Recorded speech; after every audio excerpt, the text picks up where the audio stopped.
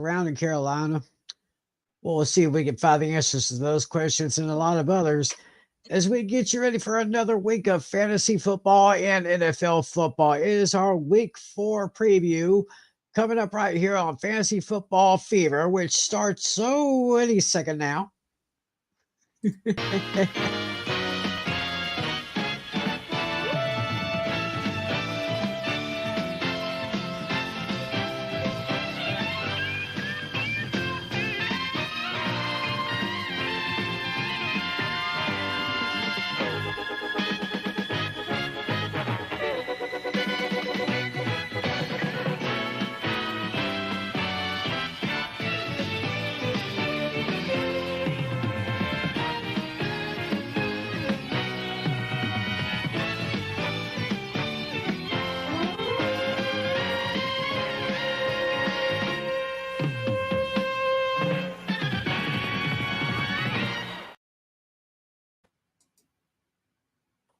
Well, hello, everybody. Welcome to another edition of Fantasy Football Fever. It is September 24th, 2024.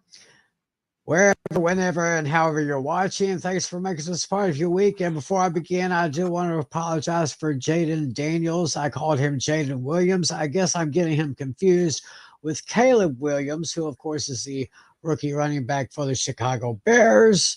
Apologies to the quarterback from the Washington Commanders. Yes, I flood my names again. So, John Natale, you can. All right. And I award you no points, and may God have mercy on your soul. Wow, this show is off to a rip-roaring start, isn't it? A riveting start indeed, Timmy. And yes, my name is John Flynn, by the way. So thank you everyone for watching this show, whether it's live or on takeaway. I think we should try this again here. Yeah. Oh, screw it. Yeah. That, of course, is John Flynn, the host of Hooked on Sports. You can find him anywhere. You can find your podcast.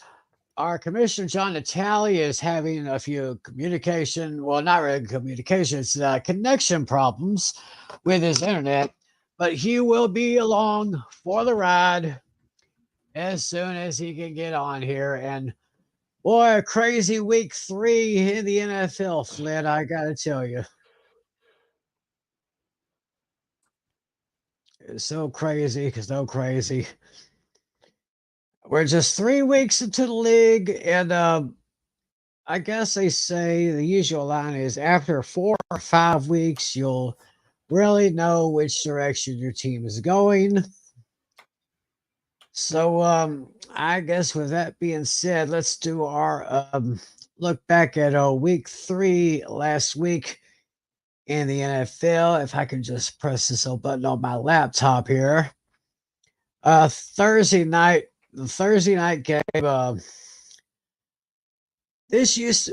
looks like it's once again a one-sided affair, but it's no longer the Patriots dominating the Jets. The Jets dominated the Patriots 24-3. Aaron Rodgers with 281 passing yards. Braylon Allen had 55 on the ground. Tyler Conklin, I haven't heard that name in quite some time, received 93 yards in that game. So then we had other notable matchups here. I guess Flynn froze up a little bit, but I guess he's coming back here. Here we go. All right, Flynn is back with us. I was just okay. Mentioning, yeah, go ahead. I mean, so where do you want to start? Because because again, because the NFL turned in another wild, unpredictable, topsy-turvy week in the National Football League and fantasy in fantasy land, that you have Malik Nabers as the number 1 wide receiver in fantasy through 3 weeks. You have Dallas Goedert being the number 1 tight end through 3 weeks. You have Jayden Daniels, the number 2 quarterback, only behind Josh Allen. Kyren Williams put on a fantastic display. Jawan Jennings put up 46 points last week. So there were some wild things that we have to take a look at. So why don't we start with Jayden Daniels? I mean, that Washington Cincinnati game Monday night, that really got my attention on that one. Despite the fact Joe Burrow actually passed for 324 yards, Chase Brown rushed for 62, and Jamar Chase received 118 receiving yards on that one. But I think Jayden Daniels came through in the clutch. Yeah, the Washington was 5 for 9 on third down, and they were 3 for 3 on fourth down. They went for it on fourth down. All 3 times were in the fourth quarter. All attempts to put Cincinnati away. A desperate Cincinnati Bengals team said that was looking for the first win and to avoid an 0-3 start, but boy, Jayden Daniels was dynamite. He was tough. He went 21 of 23 passing and over 90% completion percentage, the highest by a rookie in a single game in NFL history. Wow. It was a riveting ball game with so that was the first time since 1940 that a whole game went without a turnover or without a punt. So that was definitely something. That is probably about as clean of a game as you can get, if you want to call it that. Unbelievable. Yeah.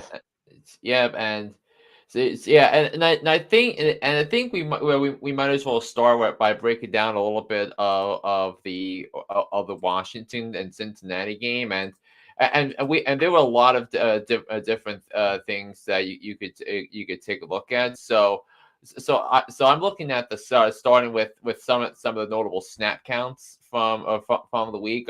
Brian Robinson got the majority of the snaps and the carries. He only ran for 33 yards and a touchdown. So Cincinnati had a good key on him for much of that game. But Terry McClelland, I think you have to think that his fantasy stock is back up to being a top flight wide receiver. If you have a quarterback playing like this and a quarterback that can play with this much control, so I think Terry McLaurin is a winner from this game, and I think he's going to be a top 20 wide receiver the rest of the season.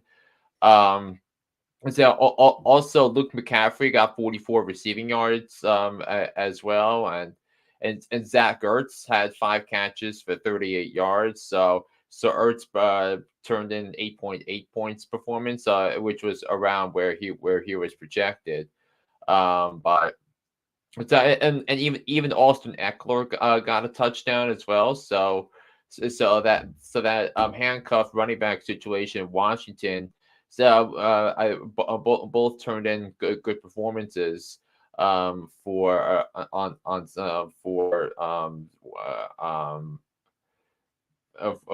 Washington, but and as for Cincinnati, I think a lot of the concerns with Jamar Chase were put to the side for the time being, and I think it had to do with the return of T. Higgins to free him up a little bit. So in term that Jamar Chase and Andre Osiavis each had 7 targets, while T. Higgins had 6. So T. Higgins caught 3 of them, but Jamar Chase was dynamite. 6 catches, 118 yards, 2 touchdowns. So I think any of the panic with Jamar Chase is pretty much gone. He played all but 1 snap.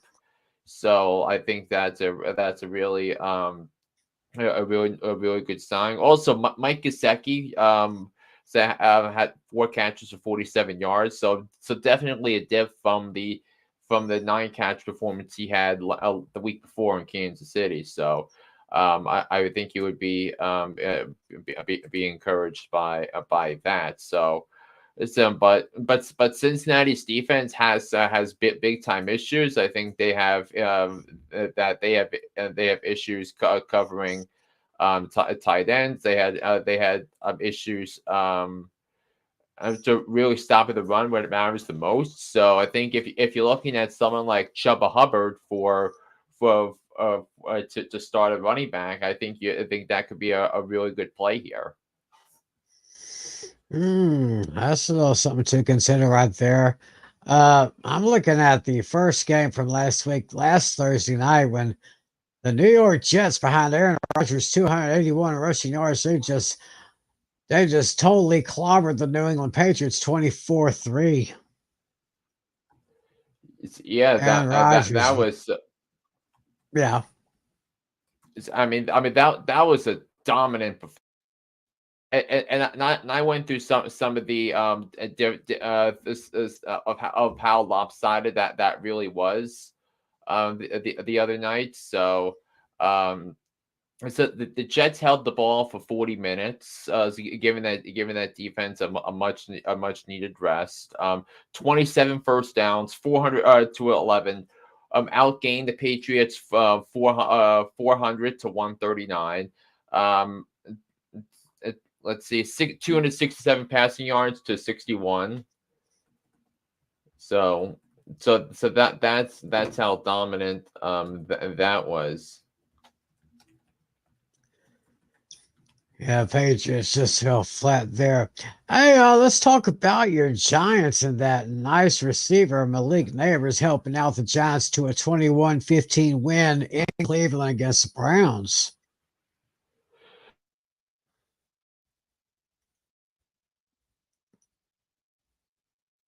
All the signs of encouragement last week with the Daniel Jones on display in more big time situations. Two touchdown receptions from Malik Nabers, both after in the last 2 minutes of the first half to turn a tie game into a 21-7 game for the Giants going into the locker room. And I thought Daniel Jones played relatively well, and Daniel Jones making those tough throws that he now as a receiver he can rely on to make those catches. Very similar to what we saw when Eli Manning and Odell Beckham Jr. got going. So I think you have to be really encouraged by that. Now I didn't think Malik Nabers was going to be this good this early because the reason why I couldn't place the proper value on Malik Nabers was that you still had concerns about the quarterback play, and it was evident week one, but the whole Giants offense changes when he's able to when he is able to get going here. So and just punching up some of the numbers here for the Browns and the Giants. 8 catches, I think 78 yards and a couple of touchdowns. I think that was it for Malik Nabers.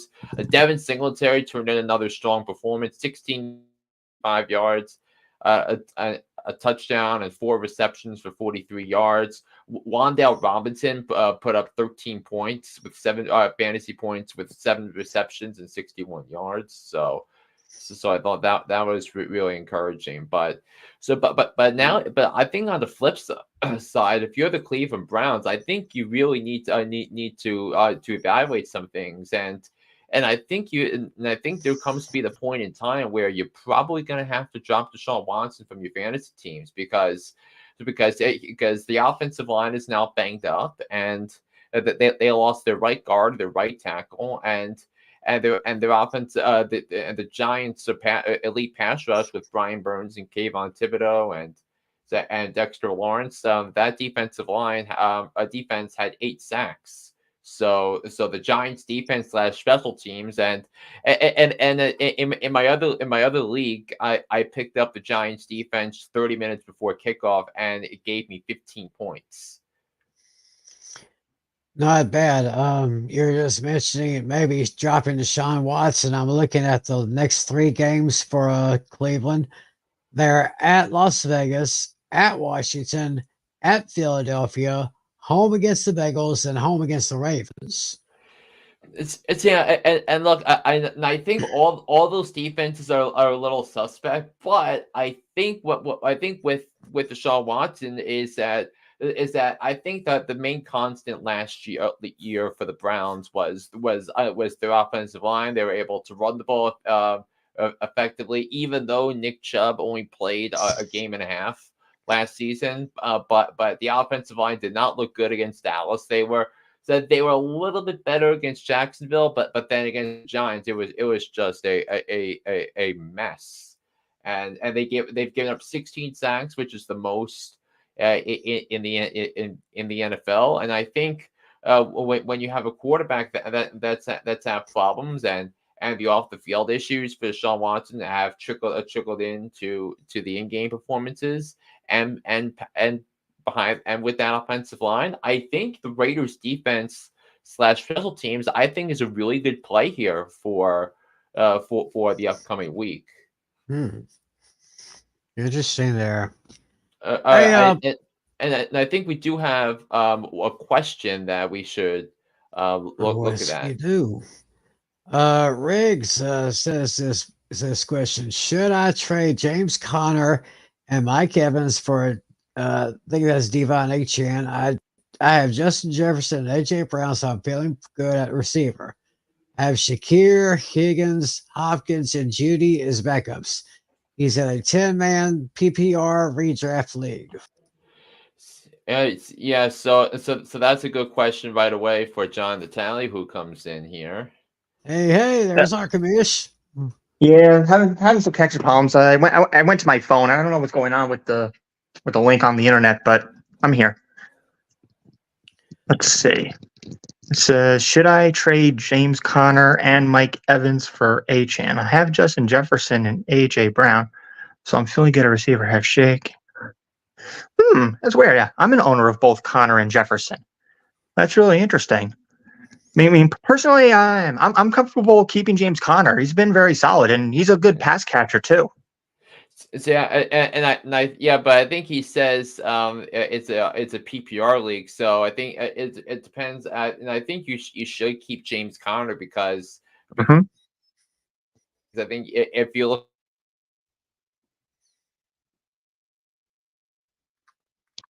I think Flynn froze. Yeah, he had to switch off and switch back on here about a few minutes ago, so he's having some problems here. James Conner, yeah, it's pretty good. It's PPR, so he says got Jefferson, AJ Brown. I guess he's just looking for like maybe a wide receiver 3, maybe, or maybe a flex option. I don't know. Mike Evans is okay. Devon Achane, probably have to get I'd probably keep Conner. I thought we'd probably do that. Flynn's trying to reconnect here. Yeah, if there's another running back that you could offer, then I would try to hold on to Conner. Or since you're feeling pretty good at wide receiver, offer another wide receiver in exchange since you're already feeling pretty good there. Yeah, I would think so.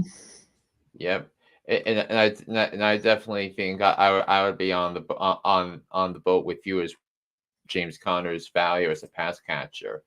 But just before you got on, we were talking about the Giants and the Browns and the impact Malik Nabers has made for this offense. So what do you think? Yeah, I like it. He's definitely earned his role as number one receiver. And speaking of which, we're both wearing the same shirt today. Thibodeau. That's funny. Yeah, Thibodeau on Vaughn. Yeah, we both got our Thibodeau shirts on today. But he's got to step up a little bit. But yeah, I'm liking what Nabers has done so far. Yeah. Shane, and I think we have also. Yeah, I was saying, Shane drafted the right guy. Yeah, And I think and I saw a lot of Giants Twitter trying to do revisionist history because with the Hard Knocks offseason edition with with Brian Dable testing Jayden Daniels at the combine and passing the test with flying colors, and he knew that was going to be that, but there was going to be no chance that Washington was gonna trade down or New England to trade down because both had mandates from their owners to draft quarterbacks. So so you have that. Right. But I was looking at the other side because the Browns' offensive line has a lot of issues that they lost a couple of their starters over the weekend, and now they go up against Max Crosby and the Raiders next week.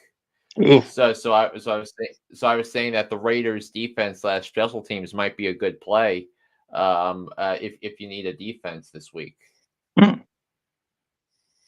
Yeah, might be a situation right there. So so congrats to the Giants beating the Bengals. My Cowboys almost pulled off their biggest comeback in league in team history, but they just fell short to the Ravens by a score of 28-25. Wow. I mean, it was like after the first 3 quarters, and then the Cowboys offense just lit it up. I was like, well, where were these guys the whole game?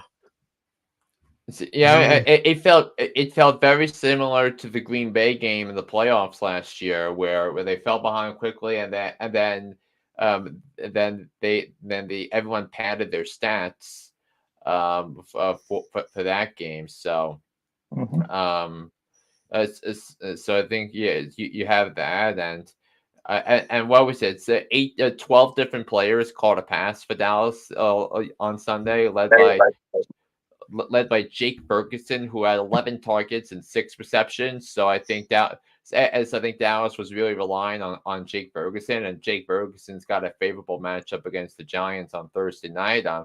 And the only touchdowns by Dallas were to Cavante Turpin and Jalen Tolbert.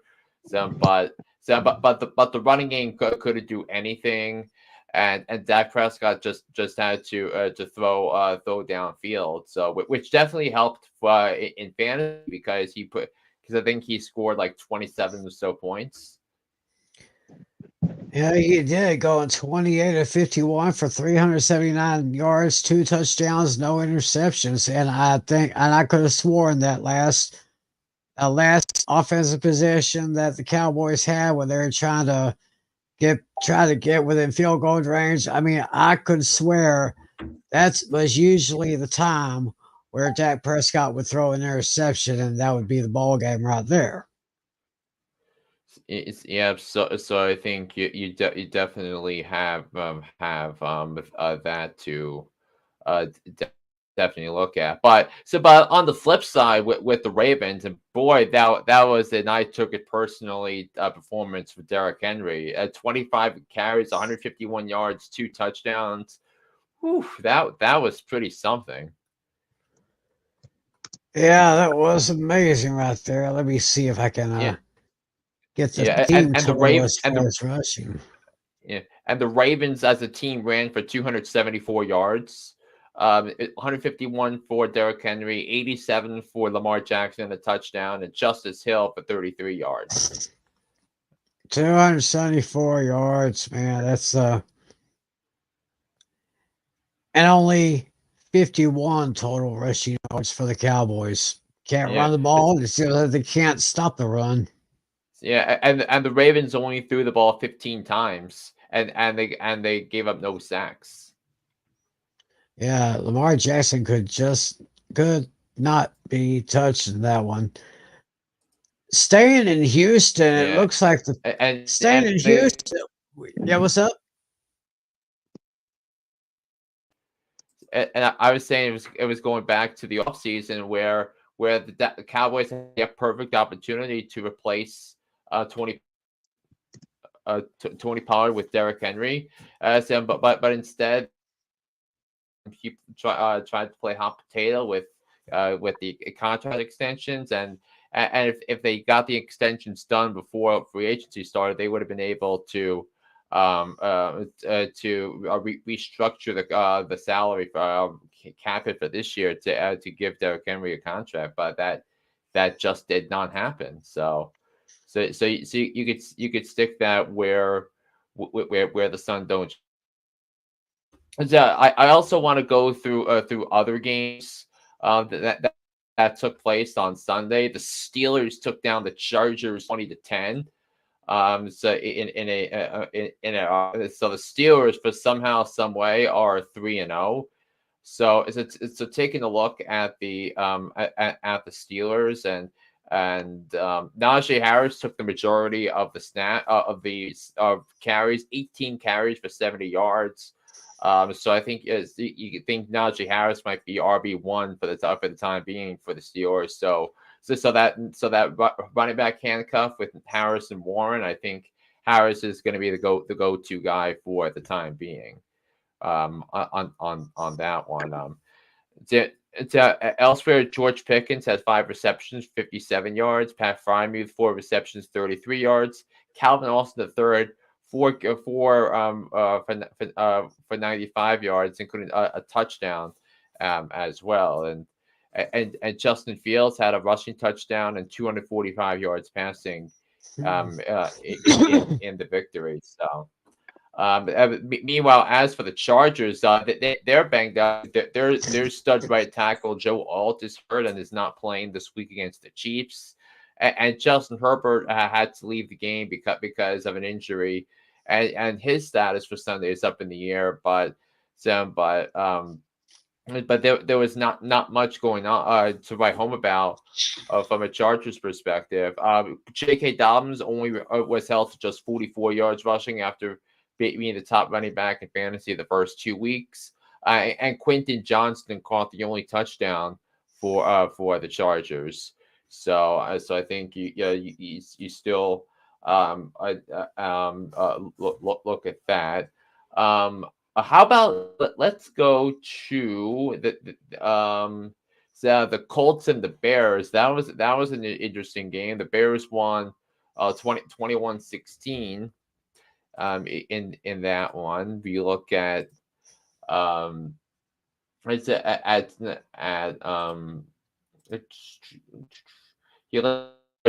Taylor was definitely the star of that game. 23 carries, 110 yards, and 135 total yards and 2 touchdowns. So Jonathan Taylor just showing why he was why most drafts had him gone at the end of the first round. Yeah, nice to see. Yep. Nice to see Jonathan Taylor having good numbers again. Yeah, and I think Jonathan Taylor needed it because his first couple because he had the 15.5 points the previous week and 10.8 points the week before. So that's definitely a step in the right direction on that front. But in terms of everyone else, it's that Anthony Richardson, who threw 2 interceptions and 0 touchdowns. So there was nothing, and he only scored. He was projected to score about 16 points. He only had 5.08 points. Wow. and he's got Pittsburgh coming up on Sunday, so that's definitely a little discouraging for the Anthony Richardson truthers like me to start the campaign. But when you look at Chicago, go on. Yeah, I was just mentioning Caleb Williams went 33-52 for a nice 363 yards, 2 touchdowns, 2 interceptions. Only touchdowns were scored by Roma Dunze, who had a very good day, 6 receptions for $112, and Cole Kmet having 10 receptions for 97 yards, which it was okay. I guess it was just those 2 interceptions that kind of killed Caleb Williams right there. Yeah, and I think you and the upside was definitely of what Cole Kmet was definitely there for a game like this because in normal PPR scoring, Kmet scored 25.7 points. Romo Dunze 23.4. But also remember there was no Keenan Allen in this game, and DJ Moore also had 15 points because he had 8 catches for 78 yards. So you definitely saw a big improvement for Caleb Williams, and you have to be you have to be encouraged by what you saw from him on Sunday. So now they head to a matchup against Rams coming up this Sunday. Now, how about the Minnesota Vikings? And I mean, so do you guys think there's been a better team in the NFC so far than your Minnesota Vikings? Oh yeah, they're definitely the biggest. I think they're the biggest surprise so far this season. I had them in last place. Definitely. Yeah, and I'll get up the fantasy numbers for the Vikings, and it was a total domination against the team that I had representing the AFC in the Super Bowl. As Aaron Jones, 25.8 fantasy points because he had he had 19 carries, 5 receptions, 148 total yards, and a receiving touchdown, and then Sam Darnold. Who is the number 4 quarterback in fantasy? 4 touchdown passes, 0 picks. So I think you might look at that, and if you think that their matchup against Green Bay is going to be a high scoring affair because both offenses did a lot of good things this week. We'll get to Green Bay in a little bit, but Sam Darnold is someone that you're gonna have to consider picking up a pickup as well, and Sam Darnold did have a bit of a question mark on a little bit on Sunday, but he has since been cleared to go on that. 81 yards and a touchdown that we are keeping track there of that. And that meanwhile, so that CJ Stroud, they took him out when the game was out of reach. But Diggs had 10 catches for 94 yards, 19.92 points. And Cam Akers really didn't do much. Nine carries for 21 yards. So that right home about. So yeah, but it was because Damian Pierce had an hamstring injury and Joe Mixon didn't play of an ankle injury. So that was that game. How about the Eagles squeaking out a win over the Saints? Saquon Barkley was dynamite again. He said Saquon Barkley enters the week as the number 1 rusher, number 1 fantasy running back in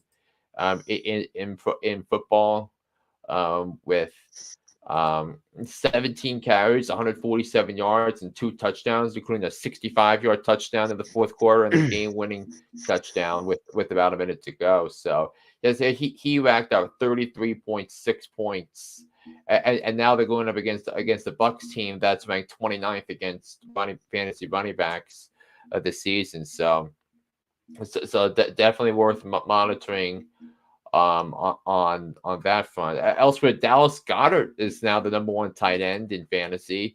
10 catches, 170 yards. He said 27 points, which was the best performance of any tight end in the NFL so far this season in a single game. And they were able to take care of that. The Bucs got squashed at home by the Denver Broncos. 26-7 was the final. Was the final of that game. I did not see that one coming, but yeah, but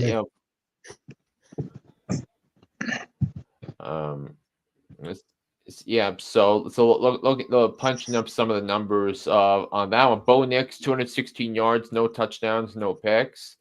But but they had a very balanced rushing attack. Also, Bo Nix had a rushing touch, 47 rushing yards, and a rushing touchdown on the afternoon. So you have that. Tyler Battle had 70 yards rushing, and Cortland Sutton had 11 targets and 7 receptions. So definitely tells you Bo Nix is still leaning on Cortland Sutton, and Cortland Sutton, after 3 weeks, he is ranked. So he's actually ranked number 54. In fantasy, but he had only had 1 catch against the Steelers last week. So we definitely wanted to get him the ball after that. So it's and only 4 targets. So that was a wild game. Titans 30-14. Will Levis made more mistakes. The Titans are now 0-3. So, oh wow! Now I do. I if you don't mind, I'd like to throw out a challenge flag on the Sunday night game where Kansas City defeated Atlanta 22-17. I gotta ask you guys, was that pass interference near the end of that game? The one with Kyle Pitts you're referring to? It was. Yeah. Oh yeah, for sure. Well, obviously the guys in the black and white stripes didn't think so. Yeah. I posted a Kirk Cousins response video in the chat earlier. Oh. I have to look that up here later here, but yeah, I think those Falcons were robbed of a pass interference call. So and the crazy thing was that the Falcons had a chance to win the game on the next drive, but the absurd play calling at the end of that game was a total disaster. Like you run the ball, and I know Tyler Algier is a solid back, but you give him the ball instead of Bijan Robinson on 4th and inches in the play that decided the game. My goodness, that was total hot garbage. Mm-hmm. Yeah. So the Chiefs are 3-0. Meanwhile, the Falcons dropped to 1-2. And I'll get into that game for just a minute before we go back to the rest of the 1 o'clock games. Carson, and we were looking at how the Chiefs were going to respond after the Isaiah Pacheco injury, because now Pacheco is going to be out at least 6 to 8 weeks because of his injury. But Carson Steele led the way for Kansas City. That he had 17 carries on the day, 17 carries for 72 yards on a day where his sister was getting married, and they had the big Jumbotron at the wedding reception to watch him play. Patrick Mahomes, another pedestrian performance to his standards, 26-39, 217 yards, a couple of touchdowns.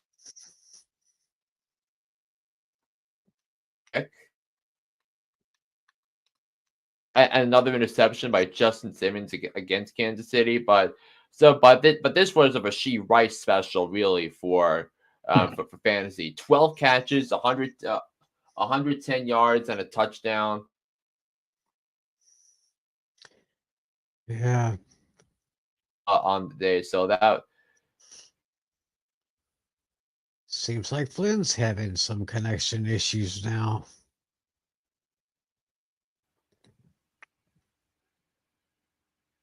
Yeah, his screen's froze. His audio's breaking up on us.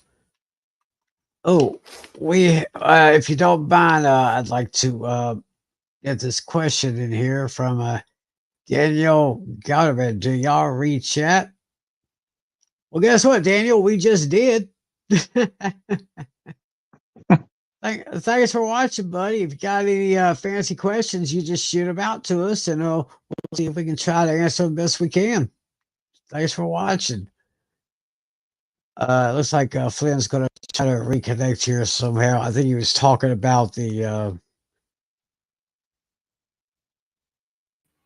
Can't remember what.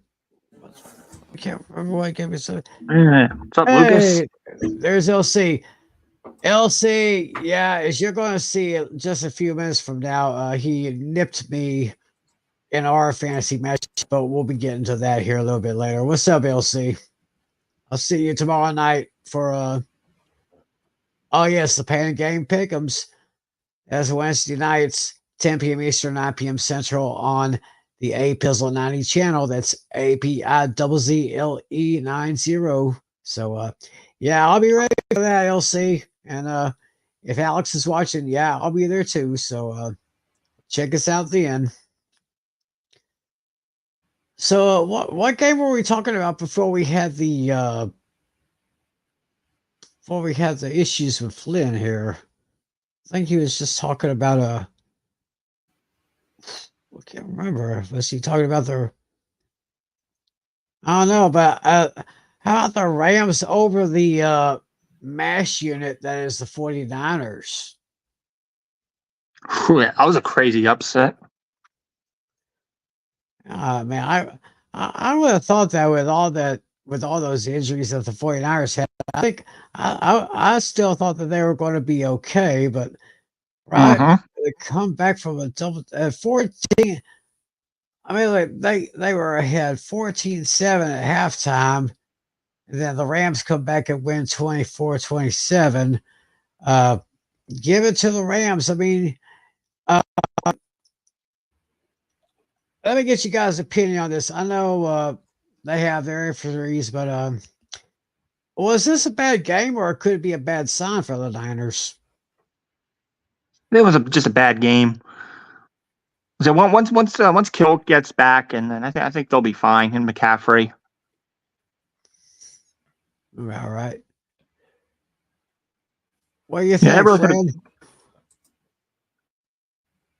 So, I mean, I look. I think that was a big for the Rams because you're an 0-2 team. You're trying to play desperate, and that was the type of season-saving win that was needed by for the Rams because they did not want to go to 0-3 at all because if you look at how the rest of the NFC played out, but now no team in the NFC is winless anymore. Everyone has at least one win under their belts. It's very critical for the Rams to win that game, and it would have been a statement win for the 49ers without Christian McCaffrey, without Deebo Samuel and George Kittle, but Juwan Jennings was unbelievable in that game. Oh yeah, 46 46.5 points in fantasy. So and he's up there as he's up there as a top receiver in regards to that. Juwan Jennings actually goes into the week as the number 4 wide receiver in fantasy through 3 weeks, thanks to his performance and 3/4 of his production came against the Rams in a day where you didn't have Deebo Samuel being able to catch passes, and 11 catches, 175 yards, 3 touchdowns on I think it was 12 targets. So that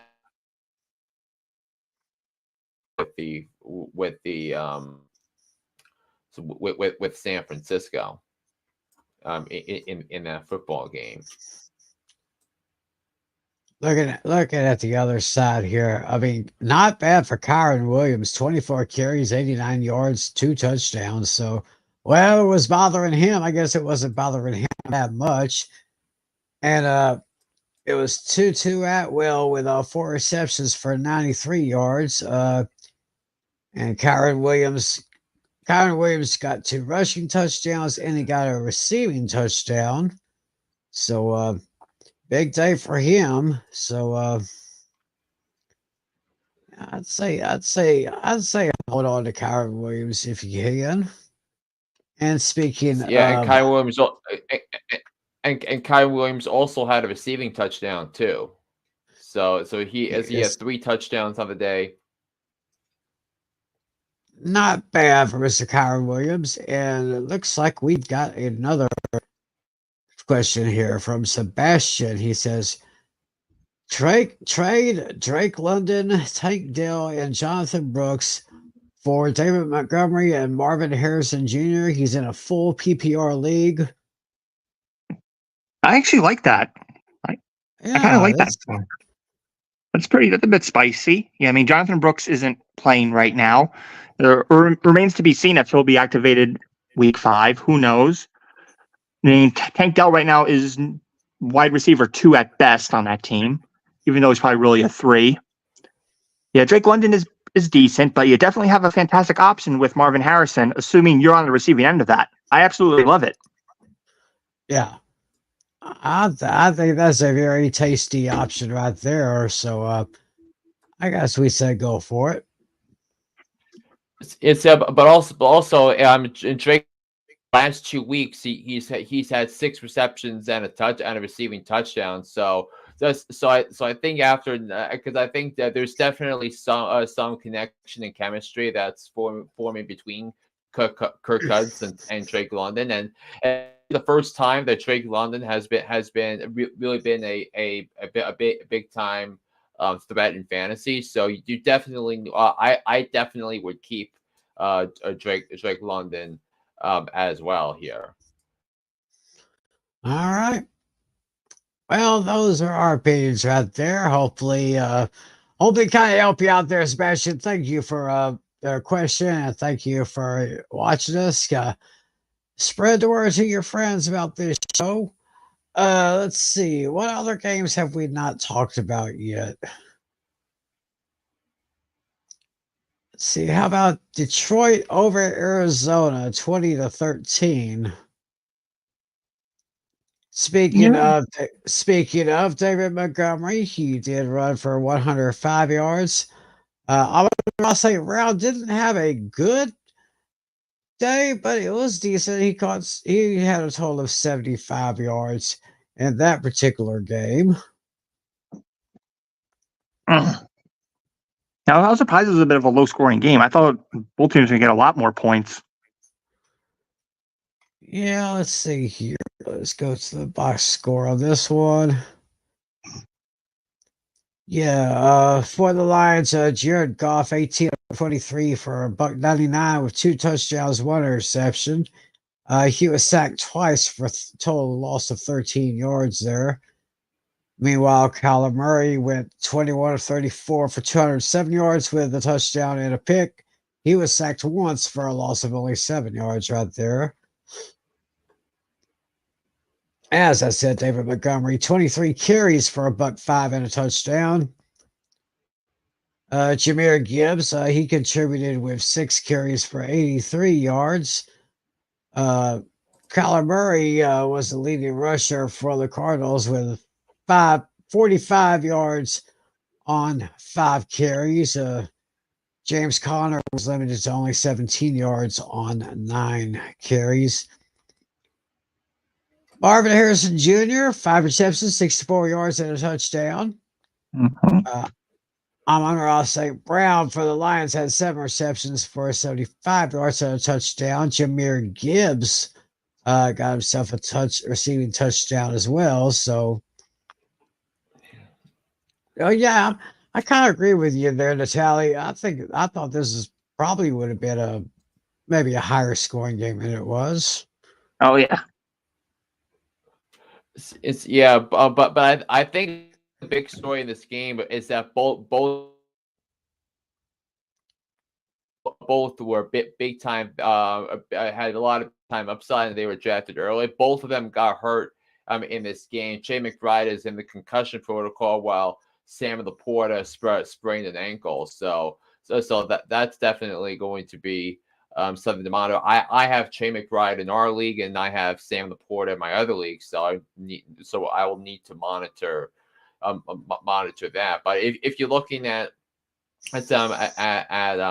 Brock Wright, who came in after Laporta got hurt. He actually played 47 snaps out of the 68 for Detroit in that game, and was he able to do anything offensively? I'll pull it up for a second, and he had 4 catches for 34 yards. So. So I definitely think that he's going to be that Brock Wright's somebody that you're probably going to have to pick up on the waiver wire coming up this week if you're concerned about a tight end with Sam Laporta being potentially out next week, and then the following week is the Lions bye week. So I think Sam Laporta owners are probably going to have to go in another direction at tight end this week. Yeah. And I think there's only one more game to talk about. It was the first of the Monday night doubleheader. The Buffalo Bills circled the wagons big time against the Jaguars by a score of 47-10. Josh Allen was all over the place. 23 out of 30 for 263 yards and 4 big touchdowns. His touchdown passes were to James Cook, who had 11 receptions. Receiving touchdowns. Khalil Shakir had a 72 yards on receiving with 1 touchdown. Dalton Kincaid, Ty Johnson, and the rookie Keon Coleman were on the receiving end of those touchdowns. Meanwhile, James Cook and Ray Davis both rushed for a touchdown. Meanwhile, on the other side, Trevor Lawrence went 21 of 38 for $178 with 1 touchdown, 1 interception. But the big glaring number here was Lawrence was sacked 4 times for a total of 36 yards lost. Travis Etienne Jr. had 11 carries for 68 yards. Dearness Johnson with 2 carries for 12 yards. And Brenton Strange was unfortunately the only Jaguar to receive a touchdown in that game. So I guess it was the combination of both the Bills' offense and defense that really set the tone for that game. Yeah, and Christian Kirk was the only one that had a competent fantasy performance. 8 catches for 79 yards, and Trevor Lawrence's 1 interception was thrown right into the hands of DeMar Hamlin, who came up with his first career interception. And DeMar Hamlin has actually played pretty well this season, so it's very good to see him. And fittingly, that first interception was on a Monday night, where there was a doubleheader where one game was in Buffalo and the other was in the game where he nearly died of cardiac arrest. Yeah, so congratulations to DeMar Hamlin for getting that first interception. I'm pretty sure they would decide. I think we're sure they decided to let him keep that ball. I definitely agree with that. Yeah, definitely. But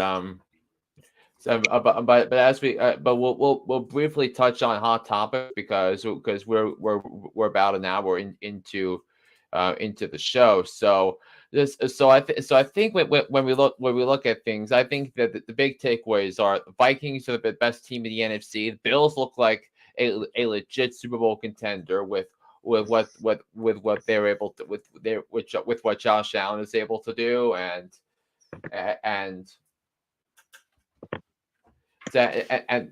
with that, and then you have all the NFC teams with the win. Dallas is going to be in a must win situation coming up on Thursday. But I do think it's worth revisiting one of the slides that we talked about back earlier in the season, in the off season, and that was the coaches that could be on the hot seat, and Natale that said that the only 2 coaches that were retained from last year and started 0-3 are both on your list from earlier in the season: Doug Peterson and Zach Taylor.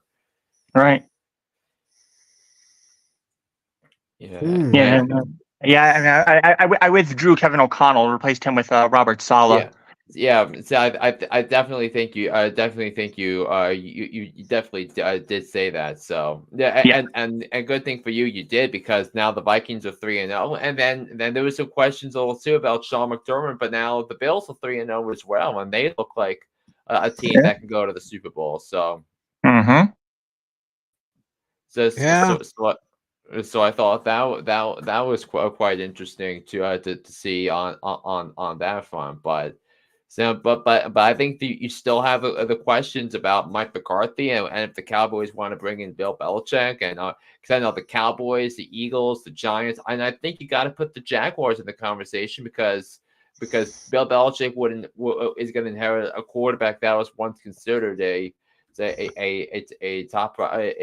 top generational prospect, and he hasn't panned out that way. The first year, or he was neutered by Urban Meyer, and then they bring in Doug Peterson, and even Doug Peterson couldn't coach his way out of a paper bag. And what you're seeing from the Jaguars, what you saw with with what you had from in his 2020 season in Philadelphia, lack of detail, bad defense, and just all around poor performance. So Peterson's on the hot seat. Trent Baalke should have been fired a couple of years ago, and now we need to know, is the owner Shad Khan awake?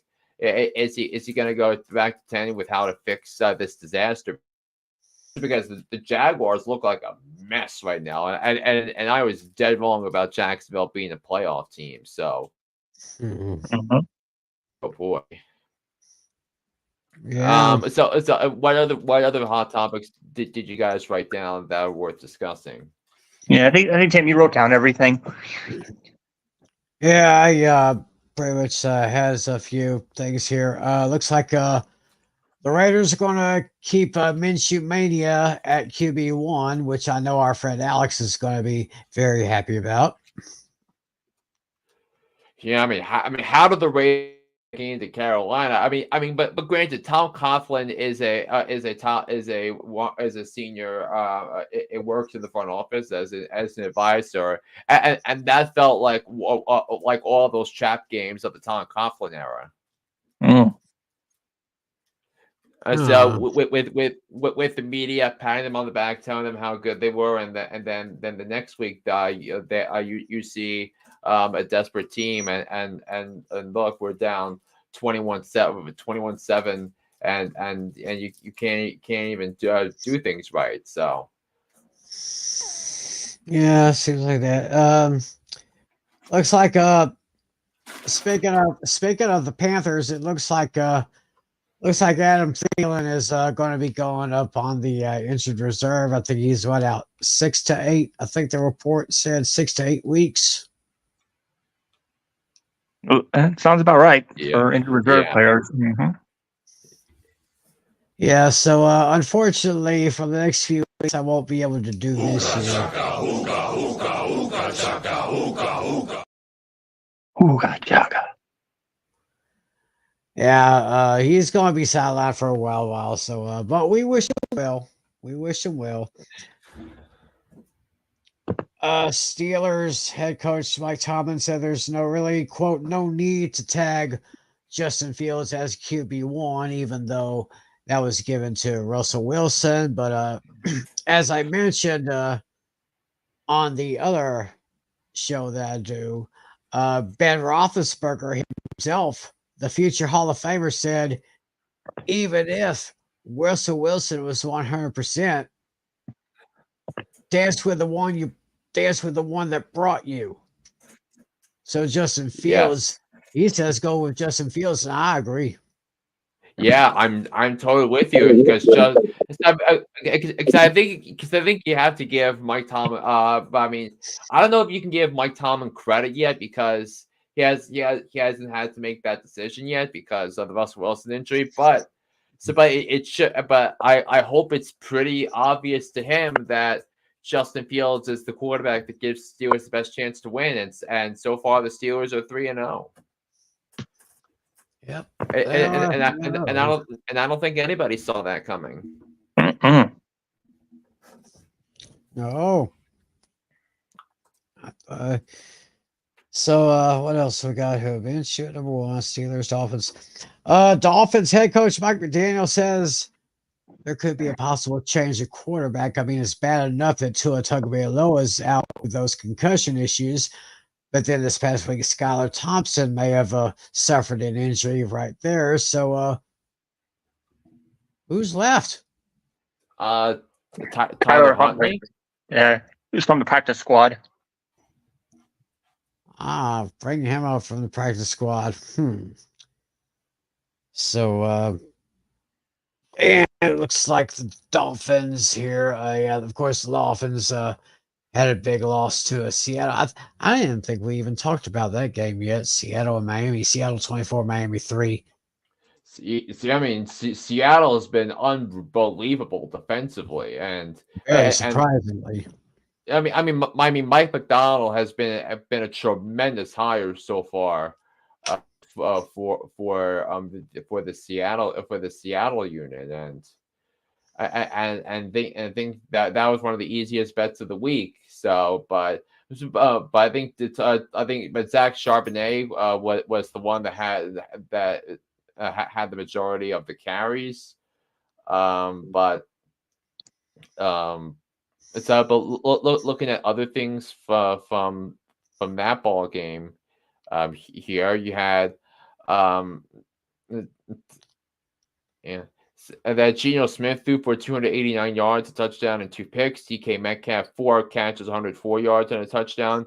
Noah Fant came down with 6 catches and 60 yards. Tyler Lockett 5 for 46. Jackson Smith and Jigba 3 for 49, and also Charbonnet picked up 4.6 fantasy points in the passing game as well. So I think you look at that, and then you look at the Dolphins, and Tyreek Hill only had 5 targets, and I think it kind of had to do with the quarterback play. Now, can Tyler Huntley change that on Monday night? For that, sure, because if you look at some of his play with Baltimore and not having a viable receiver he can throw to, but now he's got Tyreek Hill and Jalen Waddle. So don't be totally on board on the Titans over the Dolphins just yet. I do have Tennessee winning the game, but I don't think it's going to be as bad as it was last week for Miami. Yeah, and a little bit of sad news coming out from the NFL. The legendary Dolphins running back Mercury Morris, he passed away this past weekend at the age of 77. He was a part of those great 70s teams from the Dolphins, including that very famous 1972 undefeated season for Miami. Very, very talented individual. Right running back, he will be missed. Mercury Morris, rest in peace, my friend. Yeah. So, and he helped form maybe the greatest 3-man backfield at the running back position in NFL history with him, Jim Kick, and Larry Zonka.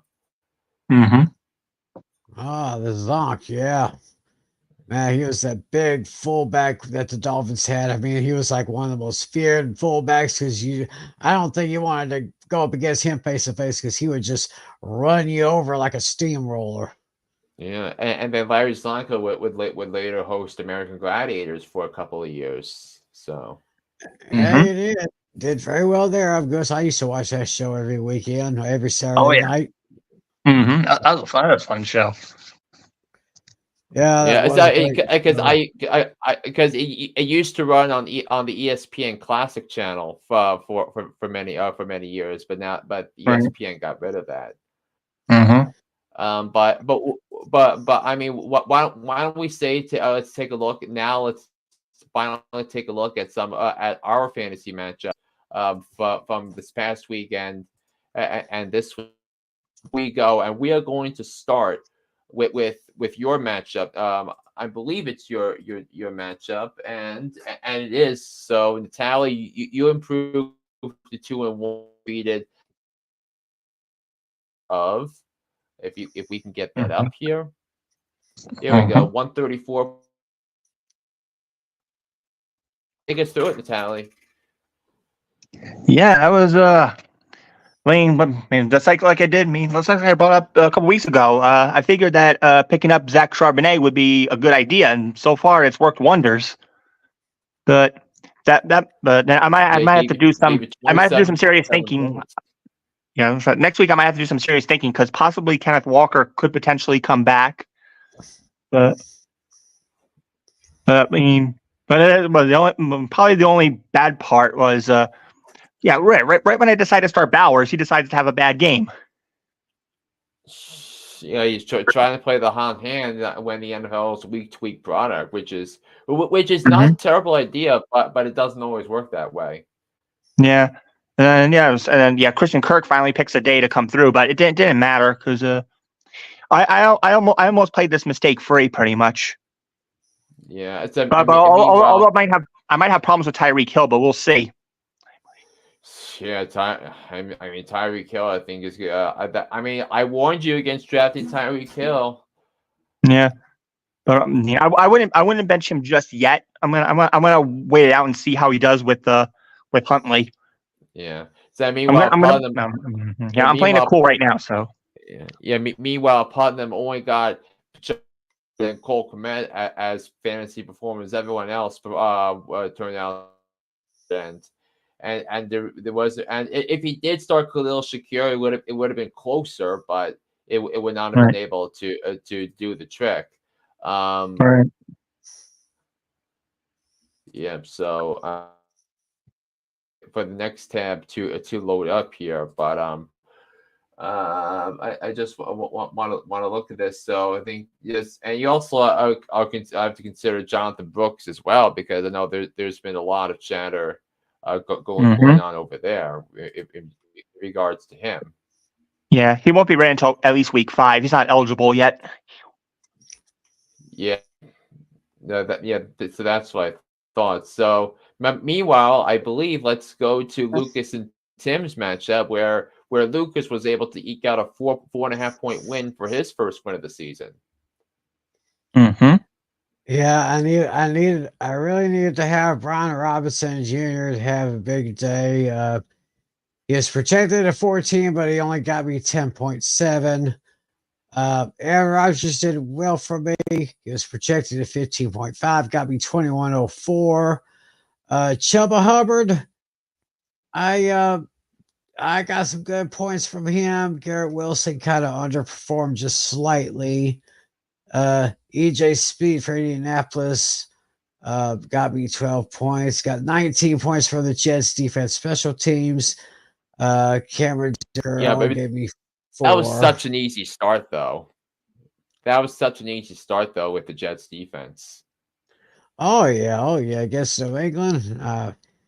And looking at my bench, it looks like Najee Harris was left 13.6 on the table, while Matthew Stafford 12.84, but I did better with Aaron Rodgers.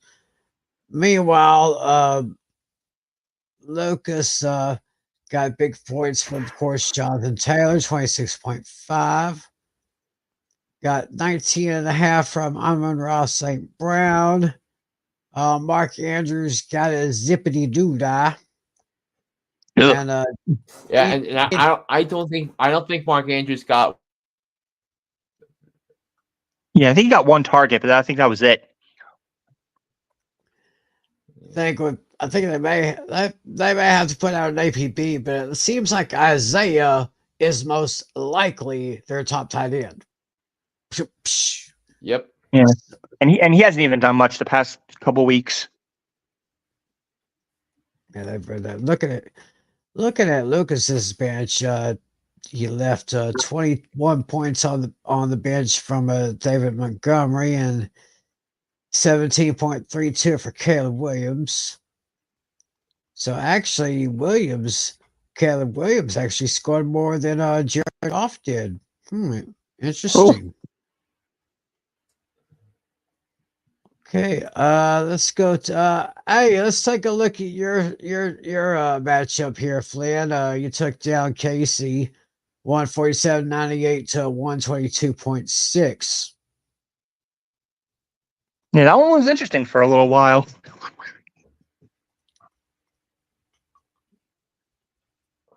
Yeah, looking at his. Yeah, that definitely was.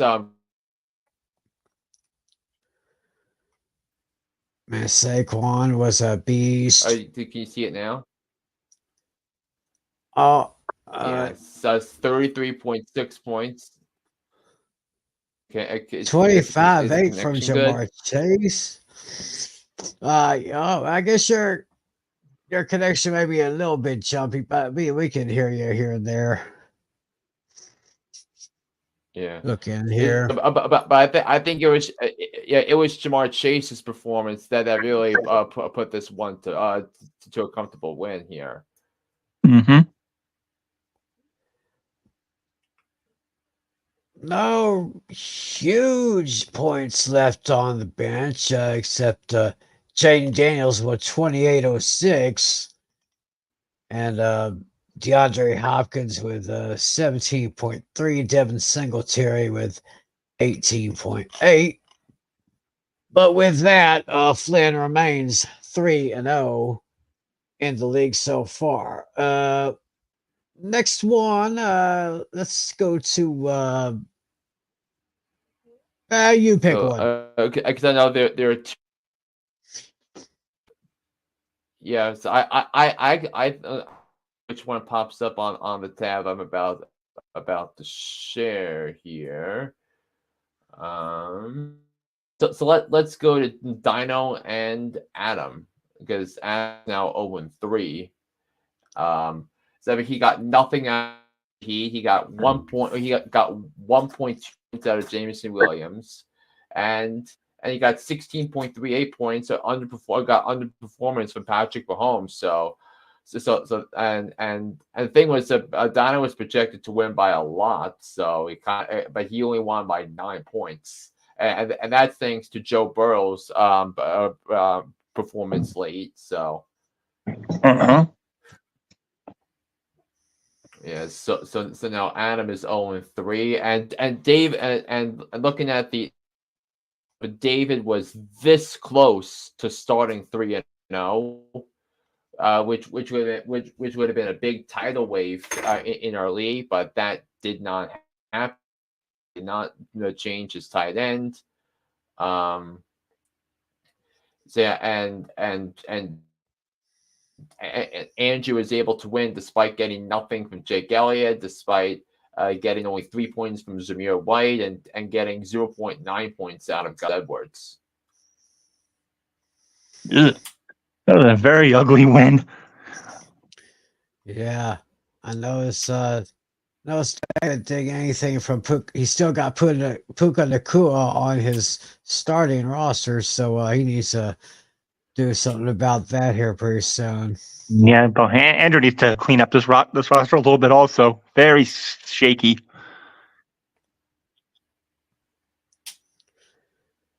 So I guess taking a look at our standings right now after 3 weeks. And it looks like Flynn is the only one at 3-0. Yeah, so I think in our standings, so I'm the only unbeaten. I'm the only one that's unbeaten. So and David and Andrew and I think Putnam, but they're all 2-1.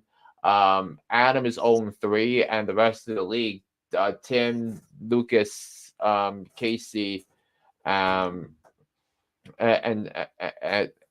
Casey, and I know I'm missing somebody here, but Dino. and Dino, yeah, Dino, they're all 1 and 2. So that was we're up to this for week 4. I'm waiting for comes up. It's going to be we're going to start. Yeah, we're going to start. I think with your matchup that the two of you are going. Mm-hmm. Yep. Me and Natale going head to head this week. I think Natale is projected to win right now, but I just want. Mm-hmm. Yeah, 134.5 to 125.1.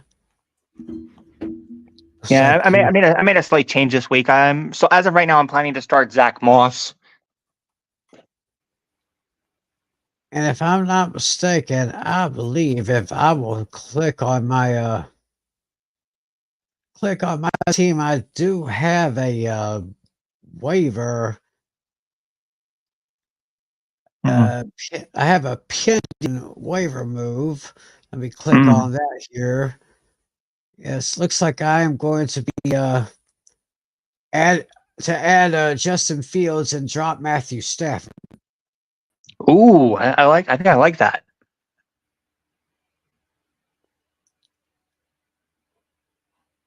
What do you say, Flynn? I have a pending roster move here. I'm looking to drop Matthew Stafford and add Justin Fields.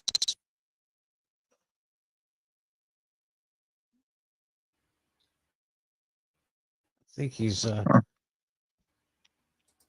see what we got here. I can't really hear him right now.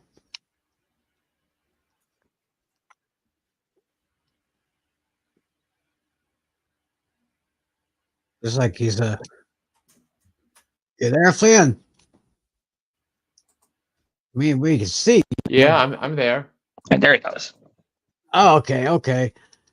I was just seeing to get your opinion on me dropping Matthew Stafford for Justin Fields.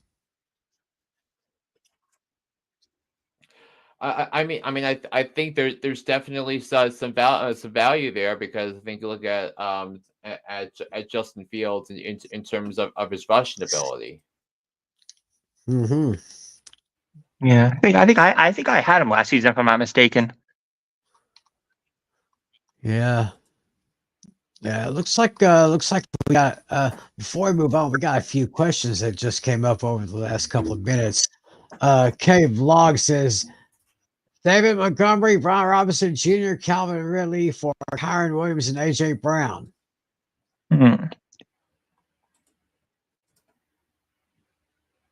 That's a bit vague of a question. I'm not sure if who's on the receiving end of what. Are you the one getting Kyren or AJ Brown? I mean, if you are, I think I would say go for it. Okay. I like it. But the only problem is we don't know if AJ Brown's going to play next week. Yeah, you might want to keep an eye on him during the next couple of days.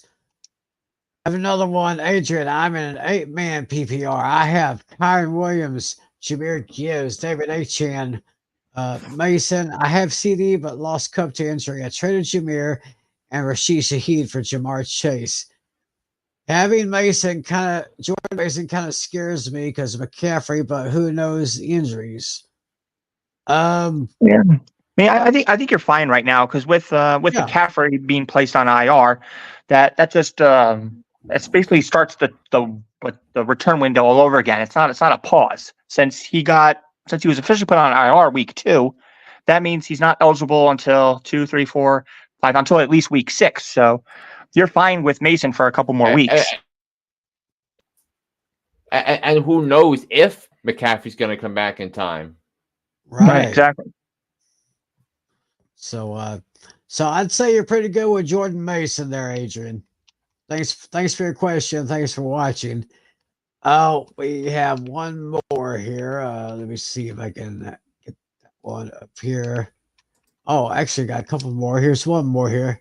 Chandler Constantino. Should I pick up Steele or let someone else deal with the headache someone has? Perrine and Hunt will play this week. Not sure if I should waste a claim or not PPR. Also start Carr or Stroud.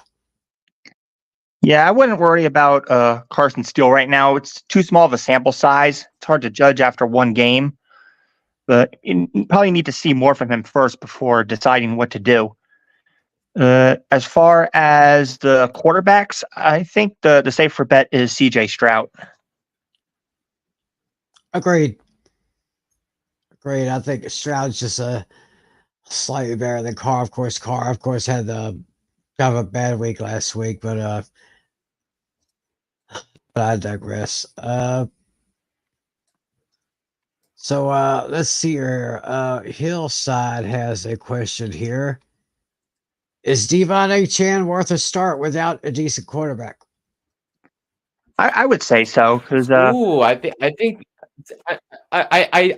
you kind of look at how the of how coaches have to adjust on a week to week basis. I think for example with the Giants last year that even after that Daniel Jones went down to an injury and Tommy DeVito was starting, the Saquon Barkley still put up some impressive numbers. So it shouldn't be like an end all be all for Achane, especially if you're looking at if you're going to look at it from that perspective. Yeah, so that'd be interesting right there. Thank you very much, Hillside. Millie Mills, what up, fellas? New here. He says, first off, I see a couple of NSC flags in hashtag rise up. Not sure exactly what that's supposed to mean. We have someone here named Right for the Falcons. Oh, okay. Falcons. Uncle Ted here. Trey Tucker is a must add. 11 targets for less than 1% of your fab is a no brainer. Would y'all agree with that? Trey Tucker? I'm not familiar with him. Not either. Let me look him up here. Trey Tucker. All right, he plays for Las Vegas Raiders. Let's see if I can look on his player page on ESPN.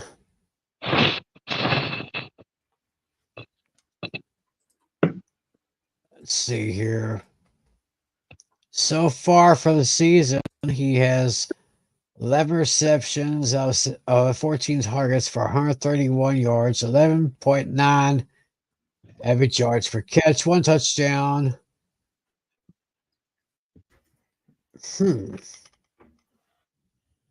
I'd say he's maybe, I don't know. Yeah. I mean, I guess if you're in a very deep league, then yeah, I suppose. Yeah, if you're in a deep league, then yeah, you probably pick him up. Thanks for your question, Uncle Ted. Millie says, how many of y'all got a bid in for Jawan Jennings? Well, I picked him up in one of my leagues last year. He did quite well for me. I think he's available at another league I'm in, so I'll see if I can snatch him before anybody else does. Because I mean, like we said earlier, if Christian McCaffrey does come back to start at running back for the 49ers, we'll just have to see about that. But Millie, thanks for watching and thanks for your question. Getting back to our fantasy matchups here. I was able to get them back. So we'll start with the matchup between the two of you. 134.5 is the projected number for Natale. 125.1 is the projected number for Timmy. So we're looking at one side with Lamar Jackson, Tyreek Hill. And look, Tyreek Hill is only projected at 13.3 points, which I think is pretty eye opening. Mm-hmm. Yeah, it's going to be something. Yeah, probably especially with a practice squad quarterback. Oh yeah, that's going to be. I'm not so sure if he's bench worthy yet, though. I'm willing to give Tyreek Hill another chance and see if he's back to himself. But then again, I can't blame him if he doesn't get targeted. Right, and I'm going to have to keep my eye on the condition of Sam Laporta. He was one of my and Joe Mixon too. Year. And Joe Mixon, of course, yes. Yeah, of course he has a sprained ankle, and of Laporta, he's questionable for Monday night, and week 5 is his bye weeks. Yeah. And I got Najee Harris, who's say he's projected at 13.1. I'll have to keep an eye on his situation right there. So next matchup I want to take a look at. Yeah, is my matchup against Putnam. Yeah, right now it's 144.7 to 122 even. Looks like Alex's only check marks is with Aaron Rodgers and with the Texans defensive special teams. It's he's got Josh Allen as his quarterback. Oh, Josh Allen. Yep.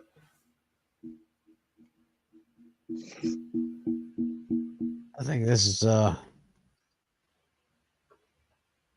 don't know. I don't know why I'm looking at the wrong information here.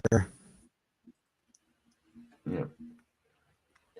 And then in terms of potential decisions, because I have Ramondre Stevenson projected at 15 points against the 49ers that as a potential flex option. So I'll definitely need to monitor the health of both Trey McBride and Smith, and also to monitor the health of Keenan Allen as well. While Putnam's a little banged up because he's got Raheem Mostert and David Njoku as questionable.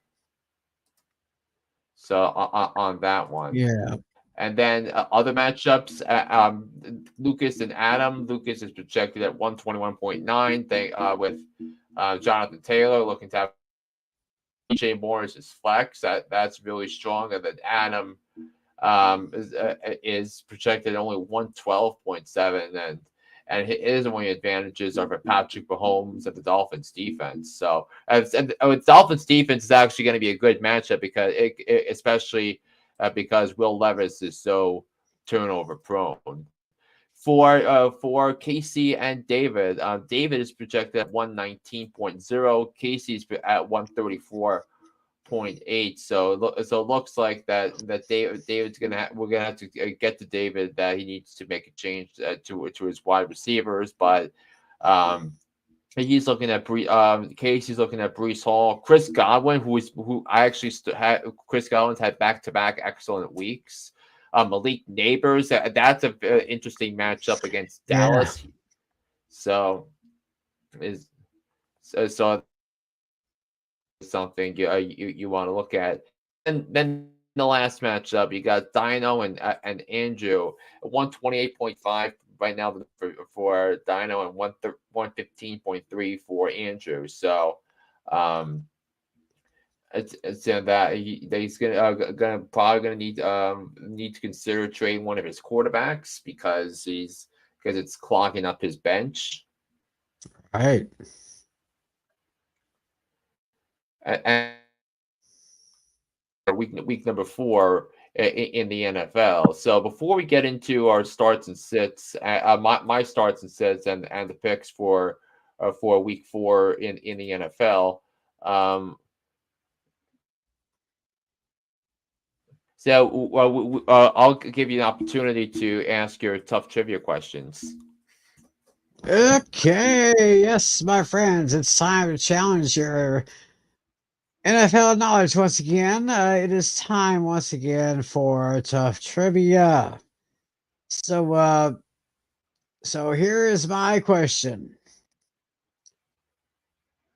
As you know, the Cowboys gave up 274 yards to the Baltimore Ravens this past Sunday. However, the Ravens do not hold the record for the most yards rushing in one game against the Cowboys. So the obvious question is, who's the team? Yeah, it's the team that holds the record for most rushing yards against the Cowboys in one game. And I'll give you a clue. It wasn't that long ago.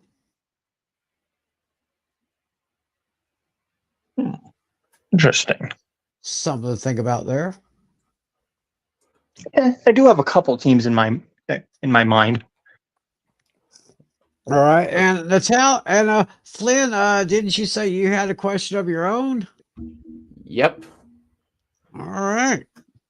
Yep. So there are so the Bengals, the Jags, the Titans are 0-3, and no team has made the last time an 0-3 team made the playoffs was which team? Oh, the last 0-3. Last 0-3 team to make the playoffs. 0-3 to make the playoffs. Yep. Wow.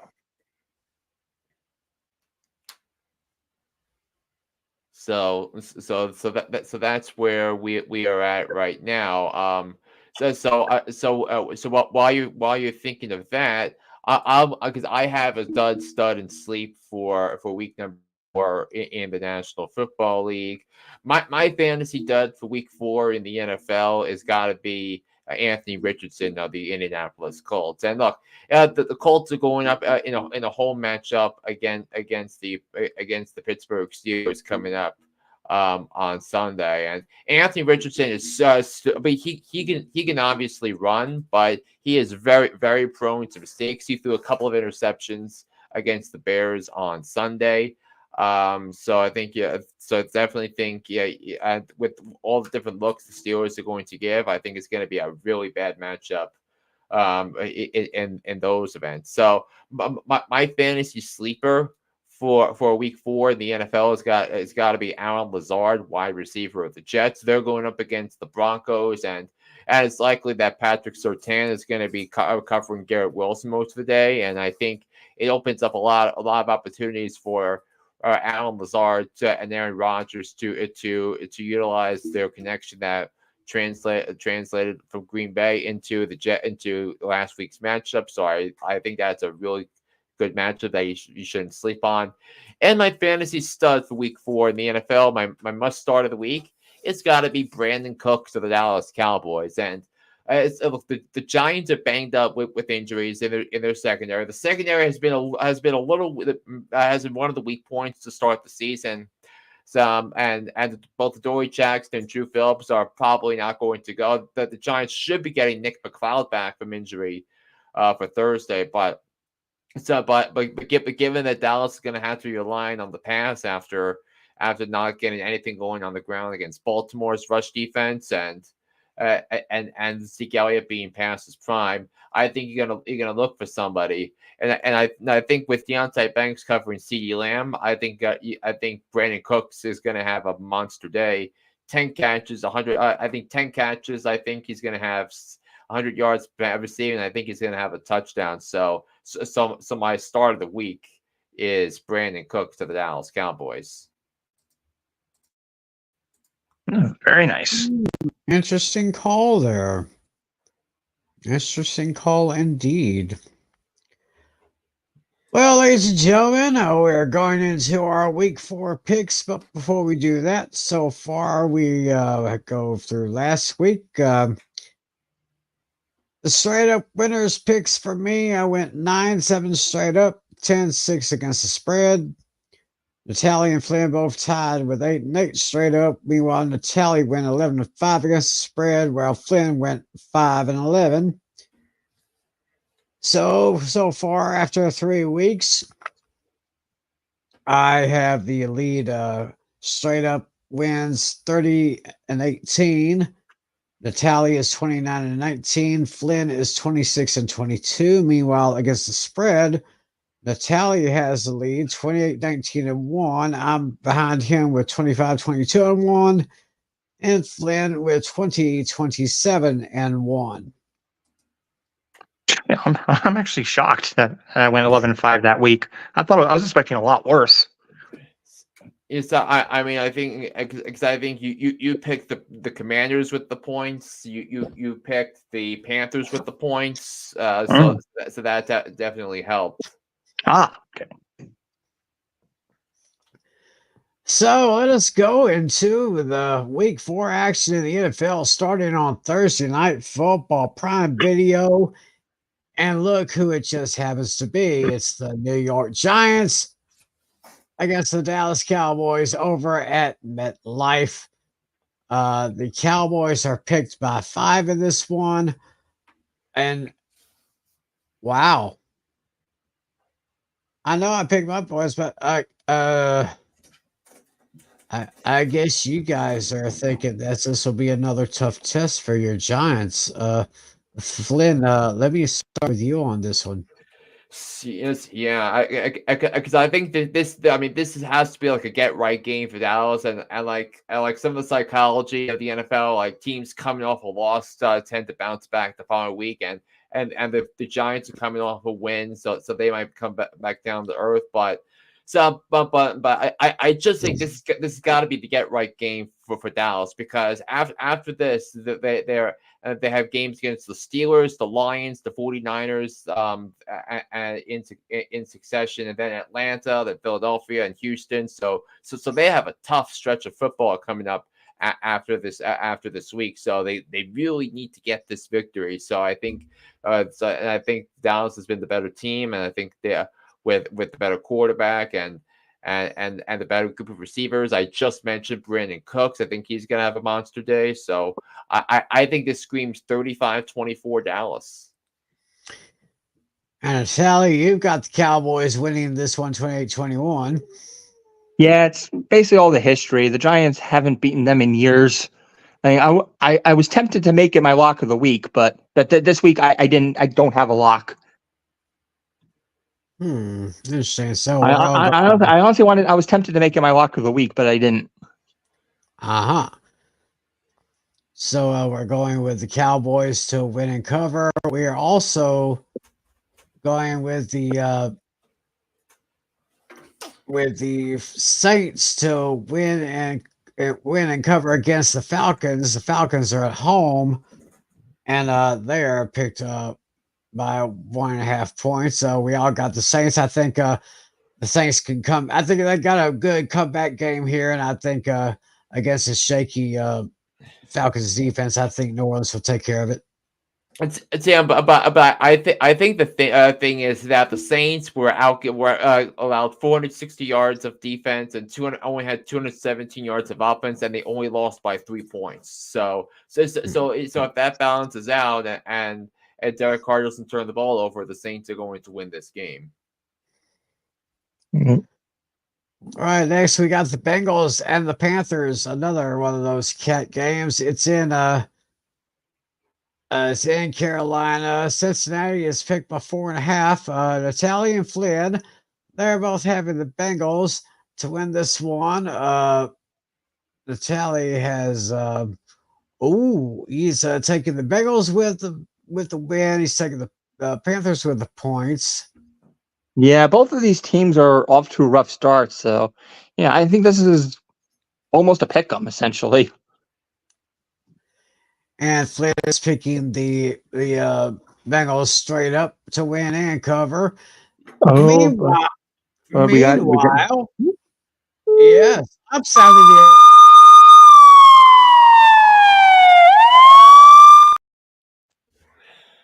After a nice performance that the Red Rifle from TCU, Andy Dalton, did last week, I think he could just be a little bit hotter here, and it's going to be a field goal victory for the Panthers in this one. So this is my upset special right here.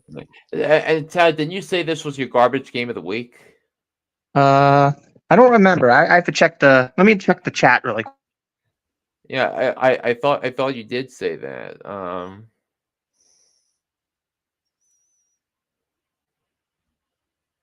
Yeah, you did make it your garbage game of the week.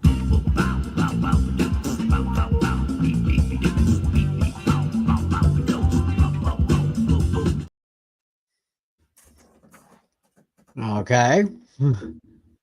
So with that being said, we're going to move over to Chicago, where the Bears are going to be hosting the Rams. Bears are picked by 2.5 on this one.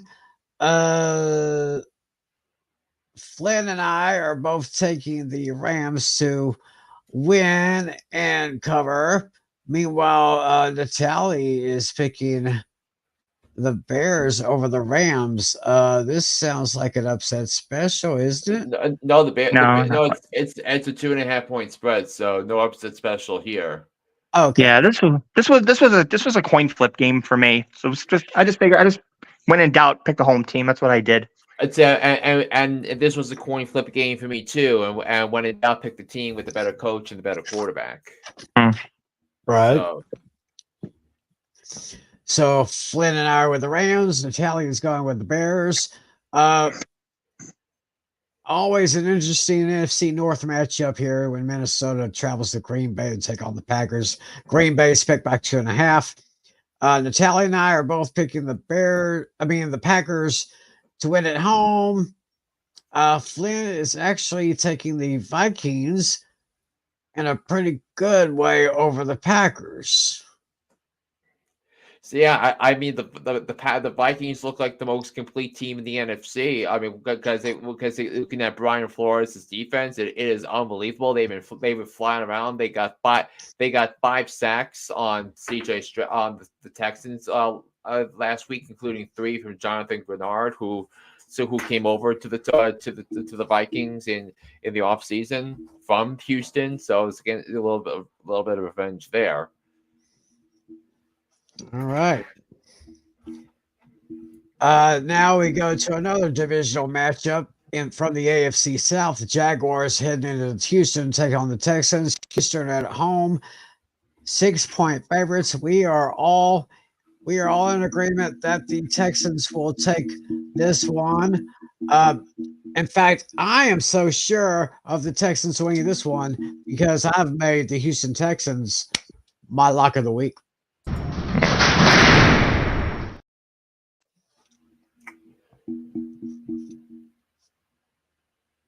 Any other thoughts on this one? So, I mean, I feel better about this because the Texans are coming off a loss, and it feels like a get right bounce back game against the Jaguars that I saw some power rankings, and some have the Jaguars as ranked number 32. I mean, it's been a total mess.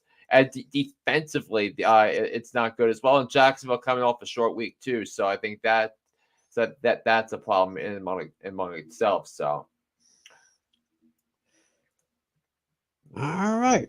Next, we go to Indianapolis, where the Pittsburgh Steelers are coming in at 2-point favorites. We're all in agreement to take the Steelers to win and cover on this one. Yep, same thing with the Jets and the Denver Broncos. Now the Eagles and the Bucks. I thought this was a tough game to pick, but I think the Bucks are going to win this game. I feel better about Tampa in this game than I do Philadelphia, which I think is crazy. So, but I think Tampa bounces back after a loss, in Philadelphia, who barely got by New Orleans despite totally dominating them. In the line of scrimmage, it's just some dumb decision making by Nick Sirianni. So that's why, and it's also a place where the Eagles have had troubles recently. I mean, 2 of the last 3 years, the Eagles got knocked out of the playoffs there. So, Interesting there. Yeah, Tampa Bay is. Tampa Bay is looking pretty good so far after the first 3 weeks of the season. yeah, although they got creamed by Denver on last week, but they're 2-1. Yeah. Oh, we are unanimous with the hometown Cardinals welcoming the Commanders into Arizona. The Cardinals are 3.5-point favorites. Yeah. Myself and Tally are taking the Cardinals. Flynn is taking the Cardinals with the win, with the Commanders with the points. Yeah, I feel like it's gonna come down to a winning field goal. So I grabbed the points to guard against the winning field goal situation. All right. This one is next one is pretty much a no-brainer here. San Francisco at home against the Patriots. San Francisco picked by 10. Yeah, we all taking the Niners to win, but the tally actually has the Patriots covering. Yeah, I think this is a little aggressive considering right now with the 49ers injury woes. Even if they're good, to get their guys back, it might take them a little time to get back into better shape. So with that, I think I'm gonna give the Patriots the benefit of the doubt here. I'm gonna give them at least a chance here. Interesting. But I just think San Francisco coming off a loss. I mean, if they were coming off a win, I would say okay that the media would pat them on the back for a few days, and then the Patriots might try to surprise in the way they did against Cincinnati. But this is a get right game for the 49ers. So I think those considerations made this my lock of the week. All right. So Flynn's locking the Niners here. Cleveland at Las Vegas. The Raiders are 1-point favorites. Flynn and myself are taking the Raiders, while Natale is actually taking the Browns on this one.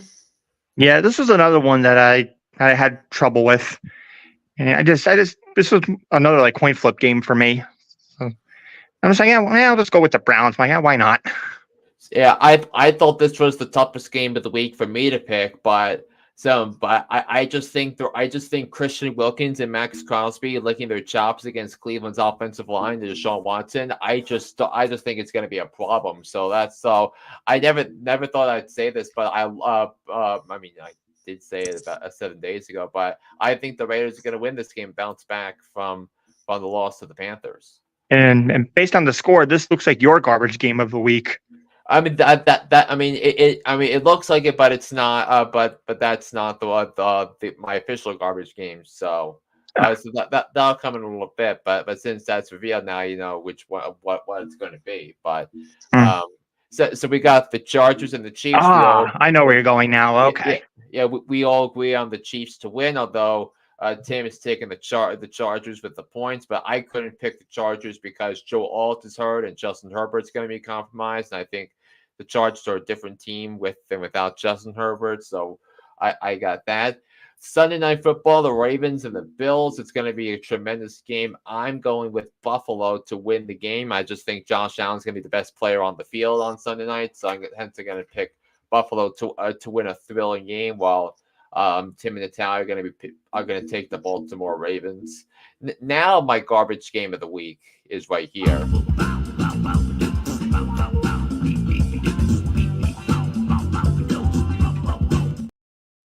Yeah, Will Levis against Tyler Huntley. Yikes! And it's a Monday night. It's a Monday night game. Jeez. It sounds like it could have been something from the old USFL days back in the 80s. I'm going to try to give the Dolphins the benefit of the doubt here, but I guess y'all thinking if it's like a 1-point difference here, just go for the home team. So I guess I can see that. It's going to be interesting, but not that interesting, I guess. Yeah. I mean, just two total complete strangers, in my opinion, starting at quarterback for both of those teams there. Yeah. And then against the spread, the second toughest game of the week to pick me was the Seahawks and the Lions. Now, but I think the thing about the Seahawks is the quarterbacks they've beaten have been Bo Nix, Jacoby Brissett, and Skylar Thompson. Those have been the three teams they've beaten, the three quarterbacks. So now, but Jared Goff is actually the first real quarterback that they've seen this season. So it's going to be a monster test for Mike McDonald and the Seahawks if they can go on the road and beat the Lions, be a win in Detroit again like they did the last couple of years. Boy, that's going to send some shockwaves around the league. Oh yeah. So we're all unanimous in taking the Lions to beat the Seahawks in the. By the way, that is the second game of the second straight doubleheader on Monday Night Football.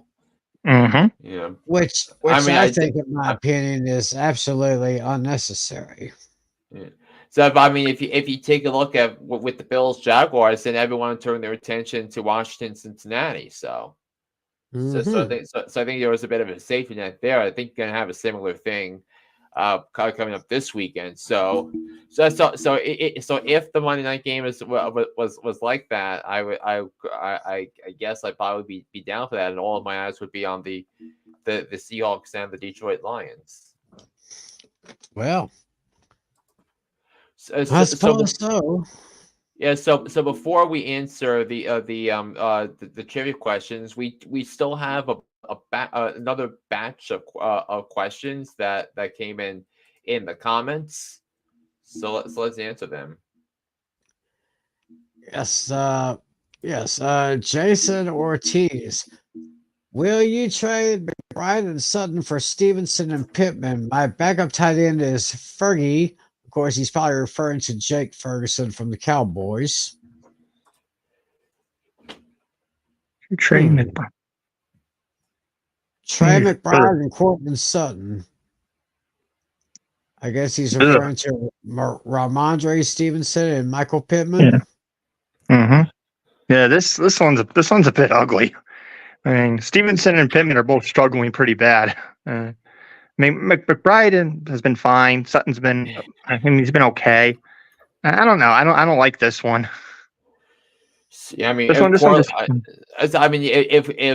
Bo Nix is going to be relying on Courtland Sutton, I think Sutton's going to have minimum of 10 targets a game. So I think you're gonna want to keep Sutton, and that basically means 5 catches minimum on a week-to-week basis.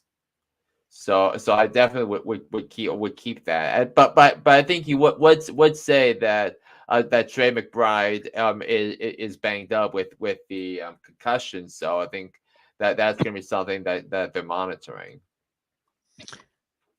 All right. Joseph Park has a question here. Hey, man, lost Pacheco and have Connor. Amon-Ra St. Brown, Nico Collins, Chris Olave. Do you think I should deal Olave for Ramondre or Nico in 2-for-1? I see. So I think if you're that thin at running back, I think you really need to consider riding with Amon-Ra St. Brown and Nico Collins and get Ramondre to complete your lineup. Then you'll have a respectable starting lineup. So I would definitely send that offer. Sounds interesting right there. Thank you for your questions, Joseph. Thanks for watching. Our friend Dashy, did you highlight my comment? Oh, I chose not to highlight that comment because it's part of what we're about to do next. Answer the questions. Oh, really? Well, yes. Okay, so it's time to answer the questions here. And it's actually for my question. So he put so the last team that made the playoffs after starting 0-3 was what team? I mean, I think Dashy's trying to tell us something. I feel like it has to be an AFC team. I don't really think. I doubt it's the Bengals though. No, it's not the Bengals. Yeah, I didn't think so. I think it could be a team from the same division. I was thinking possibly like the Ravens, and I was also considering the Texans. I was also considering the Jaguars. I have it down to those 3: Ravens, Texans, and Jaguars. The first team that came to my mind was the Houston Texans. Yeah, that's the one I feel like it would be also. Because I know the Ravens were 0-2 a handful of times and made the playoffs, but I can't recall if they went 0-3 ever. But yeah, I think I'm going to go with the Texans also, Tim. I think you're right. Yep, and both of you would be right. This was the comment that I chose not to highlight before. It's the 92 Chargers, 95 Lions, 98 Bills, and the 2018 Houston Texans, the only team in the 21st century that made the playoffs after starting 0-3. Now on to Tim's question. Okay. Of course, my question has to do with the Cowboys defense giving up a lot of rushing yards. As I did mention, the Cowboys gave up 274 yards to the Ravens this past Sunday, but 274 is not the record. The question is, which team holds the record for the most total rushing yards against in a single game against the Cowboys? I feel like it would be. I feel like it has to be an NFC team. A couple of teams that came into my mind. I had the Lions in my head, the Saints in my head. I had the 49ers in my head because I think they seem to play each other here and there quite often. I'm gonna go now. Are we talking about regular season or postseason or regular or postseason? I think it was a regular season. Okay. Yeah, I feel like it's the 49ers, but then again, I want to pull back. My final answer is going to be the Saints. I see. My final answer is going to be the Eagles. Saints and Eagles, those are very good teams. But unfortunately, neither one of you are correct on this one, actually. I hope it wasn't my initial thought. Was your initial thought the Cleveland Browns? No. My first guess was the 49ers, but I pulled back and guessed Saints. No, it was actually the Cleveland Browns. As I said, it wasn't too long ago. It was October 4th, 2020. Oh. The Browns, it was a real shootout, but the Browns ended up winning that game 49-38. And in that game, the Browns put up 307 total rushing yards against the Cowboys, which was distributed lustily. Dearness Johnson, 13 carries for 95 yards. Odell Beckham Jr., 2 carries for 73 yards and a touchdown. Yeah, he had the end around touchdown. I remember that. The end around. Kareem Hunt had 11 carries for 71 yards and 2 touchdowns. So that was it. Nick Chubb had 6 carries for 43 yards, and Dontrell Hilliard had 5 carries for 19 yards. So 5 different rushers for the Browns, totaling 307 yards. So that's the record right there. Yep. Well, guys, I guess we had another great show. About time to turn out the lights and lock the doors on this one. But before we do, of course, as many of you know, John Flynn has 2 podcasts for Hooked on Sports each week during the NFL season. One is the NFL season. Second one is the other sports. Playoff races in the Major League Baseball is really heating up. We're getting down to the final week or so. Yeah, and since they last talked, the Orioles clinched the playoff spot. They beat the Yankees tonight. The Mets lost to the Braves. The Diamondbacks lost to the Giants, and now the Padres are up 4-1 going into the 9th inning of that one. So it looks like the Padres are about to clinch a playoff spot with the victory. The Tigers beat Tampa today. So it's earlier today, they moved up the game to accommodate the weather. But in terms of the wild card standings, the Royals the Royals snapped their 7-game skid. The Twins fall 2 back. The Mariners fall 2.5 back. The Astros clinched their division tonight. So it's a lot of fun there. I also talked about college football with Michigan taking down USC on Saturday. Now, and then Tennessee beat Oklahoma in Oklahoma's SEC debut. I wasn't really surprised by that result. But we got big games coming up this Saturday. We got Georgia and Alabama. That's going to be a monster showdown. A College Game Day obviously is going to be there. Other matchups: Louisville and Notre Dame, and Illinois taking on Penn State. Illinois is undefeated, ranked number 19 after a win against Nebraska the other night. And if I'm not mistaken, the number 1 ranked Texas Longhorns are playing against Mississippi State. Yeah, and I think it's their SEC debut in first conference game as an SEC team. Yeah, so before we leave, we just got a final last minute question here from Virgin Steve. Let's just go straight to the question. Is Sean Johnson worth a pickup to burn my waiver? I'm third, so I guess he's third on his waiver list for his league. Yeah, I don't hate it. DeAndre Swift has been struggling massively, and if he continues to keep this up, you could see Johnson possibly get more touches over him. Oh yeah, why not? He's worth a stash. So Johnson had 12 touches on Sunday, eight rushes for 30 yards and 4 catches for 32 yards. So he picked up 10 points the other day. So the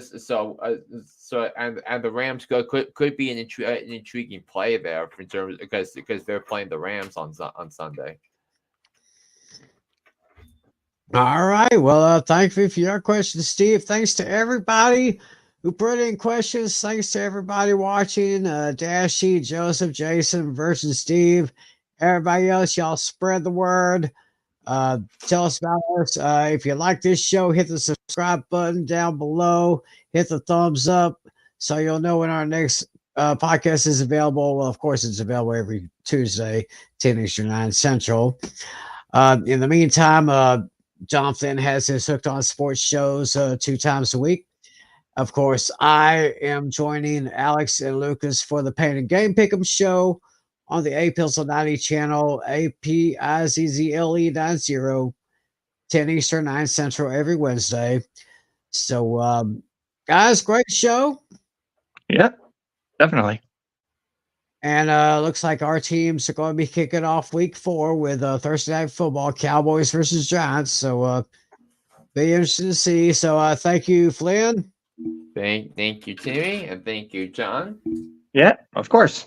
Thank you, Natale, and thanks all of you for watching. We will convene once again 7 nights from now. We'll look back at week 4. We'll look ahead to week 5. So yeah, first set of bye weeks coming up. Because I know the Eagles and the Lions are 2 of the teams on buys. I think the Chargers are on buy as well. So you definitely need to pony up for that, especially with the tight ends, because you don't have Dallas Goedert and you don't have Sam Laporta for that week. Right. So, hope you enjoy the show. We'll see y'all back here next week. On behalf of John Flynn and John Natale, my name is Tim McClelland. Thanks for joining us, everyone. Enjoy the games. Have a great weekend. See you back here next Tuesday night right here on this channel. Take care, everybody. God bless you. As always, be a good sport. See ya.